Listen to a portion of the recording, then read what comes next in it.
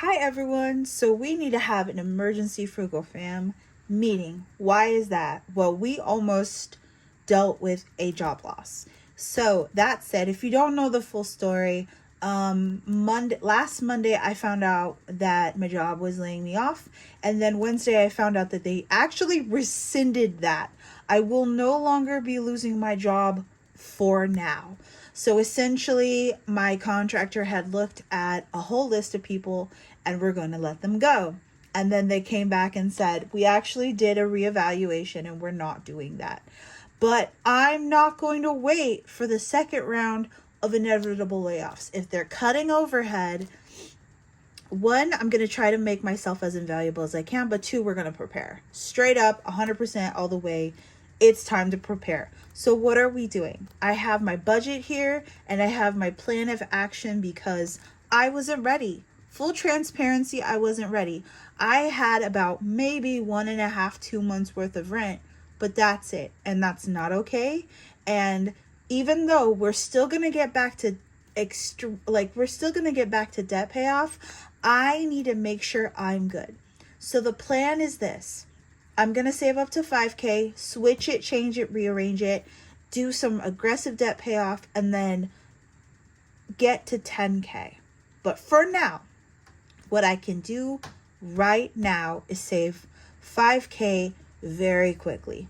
One, March was the most expensive month I probably will have all year. Two, I need to get back up right. Three, my credit card is back up, so I need to get it down. Now, mind you, I had already gone over why it was so expensive, but we got to get our mind right. We got to get our plan right. And I'm going to show you how I'm about to do it. So, as a reminder, in my emergency fund, I have $950. I did save $1,091 went to therapy because therapy, for whatever reason, likes to pull from my emergency fund. Yes, I'm going to fix that. Baby steps. Okay. I am transferring immediately on April 10th $1,000 to my Ally account. I have a savings account outside of my immediate bank because my main bank is for bills. I have a security deposit coming and I have no idea how much I'm getting. Now the max they can take, there is a maximum amount that Washington State can take out. I left that apartment in pretty good condition. So we're going to guesstimate it'll be $1,200. It could be less, it could be more, but I left it in a good state. Okay. So like I said, I have $950. I have $1,000 going in, so that'll leave us with $1,950. I still have $3,050 left. I wish I had that much. $3,050 left. What that's going to look like is I basically have two different checks every month. I get paid twice a month, so every other week. That said, one check at the end of the month is for rent, and then one check at the beginning of the month is my regular check. July is a magic month, but you still have to treat the third check that month as you have to treat that as like the first check of the next month. That's how you don't get mixed up. So what I plan to do is that I have at least $500 I could chuck in even during my rent check, which is a blessing. I have $100 coming back to me essentially because my mortgage and my lot rent is still $100 cheaper than the place I was living at before. A regular check. Now this might be a bit of a stretch and I could possibly have to fluctuate on this a little bit. I'm planning on throwing $1,800 into my Ally bank account. This is just temporary. Is it going to be a little bit of a push? Yes, but that means that I'm secure at least for 3 to 6 months. That's gonna be the deal. Okay. That said, this is the math if I get my security deposit back, and if my security deposit is $1,200, that means that I'll actually have $3,150 in Ally Bank instead, which means that I would have $1,850 left to chuck in. That I can easily do with the next check. So this is the difference. this is kind of banking on it without that security deposit and then banking on it with it. There's no reason I should not get that security deposit, and technically she has until the 14th of April to provide that by Washington state law. So the new mini super baby series is 5K by May. That is the goal. This would give me peace of mind, and that's how I plan on doing it. So each check is kind of like breaking down how fast I can get there and by when. So if I play my cards right, at least by June, I will have 5K, and then I could switch it, change it, rearrange it, and get back to my regular schedule. If I play my cards right, however, I could very well have the full 5K at least by the 22nd of May. That is the goal. That is the dream. That will give me peace of mind. And that way, like, it doesn't have to be 1,800. It could be 1,300 because I'll put away 500. So yeah. So as we are going through, I have been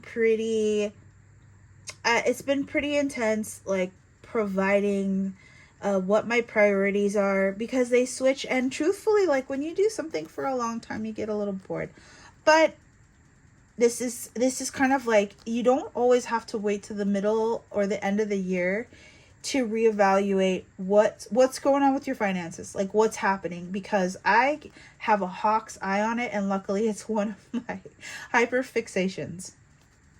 So that said, I want to still enjoy my birthday, as well as make sure I'm good by May. I'm not done saving. This is straight up, but there are other priorities I want to get to just make my life easier. So 5K by May is the new goal, right? Pay off Capital One by June. Capital One is sitting at $3,523. So we went, we were down and then we're up. But we can get this paid off in 2 payments if we just push, right? That said, I still have student debt. We're almost under $7,000, which is so exciting. If I pay $1,800, that's often 4 payments. Now I say that $1,800 out of my fun check, not so fun, but that means that it gives me peace of mind down the road if I can get these 2 debts eliminated by August. That way I have Capital One, God help me, in case of I don't know, I'm booking a vacation or stuff. I prefer putting vacations on the credit card. And the very lastly is getting mortgage paid off. You know, I don't know if in 2 years is a realistic goal, but it is something to strive for.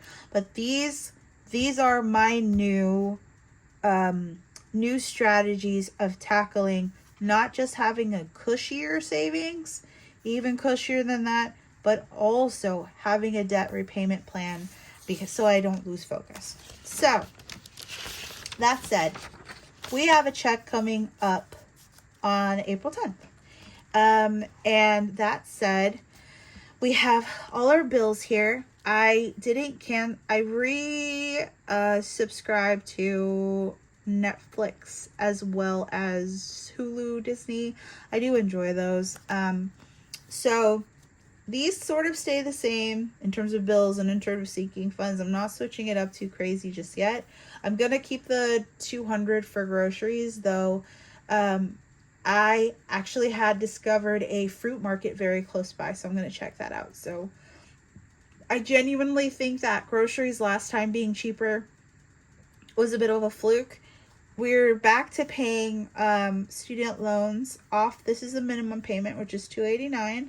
We have another savings challenge going for student loans. So, like, I haven't stopped doing my savings challenges. I just had to rewire. Capital One is only getting $300 this time because I'm doing an emergency transfer of $1,000. Taxes I had to pay this year. Why do you have to pay this year, Rebecca? It's because I took money out of my 401k in order to put a down payment down for the house. Does it suck? Yeah. I don't regret it, though. YouTube is going to be getting $300. Xmas, I don't pay for YouTube. What I'm saying is, like, that's what I'm allotting for savings. So, spoiler alert. Xmas, Christmas is coming so fast, $20. Vacation, $20. And then birthday is getting $20. So, we have a plan.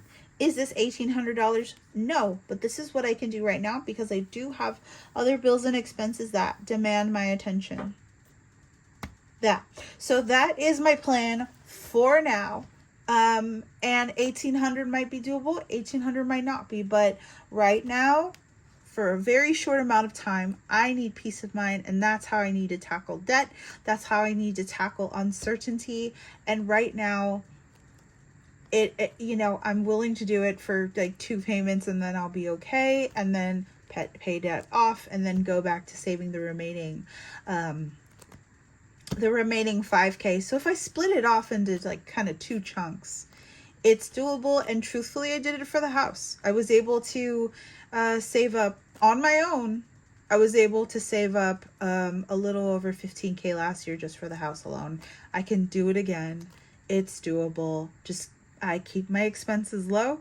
I put a little bit of money aside for fun, and that keeps me sane. So that's my plan. Thank you so much for listening. Again, like, I'm human, and losing a job, let alone a well-paying job, is scary.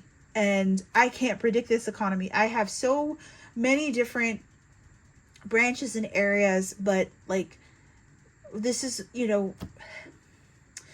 I'm so grateful, and I'm wary, and I don't want to be wary, but at the same time is like, oh, I saw immediately where my own weak points were. So you, me, Barbie, this community, we're going to keep it together. There are challenges and things you can play on my Ko-Fi as well. I know they're print at home if you don't have a printer. Your local library, if you have a library card, you can print up to $5 worth of prints. I don't know if you're Washington State or wherever you are, but I completely understand.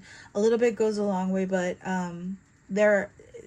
Washington is dire right now when it comes to unemployment rates, and I just wasn't personally prepared to be one of them. So anyway, thanks for coming to my executive board meeting with y'all. And if you haven't subscribed already, please consider doing so. I share my strategies with as much transparency as I can muster. And I will see you all in a regular cash stuffing video coming up very soon. Adios.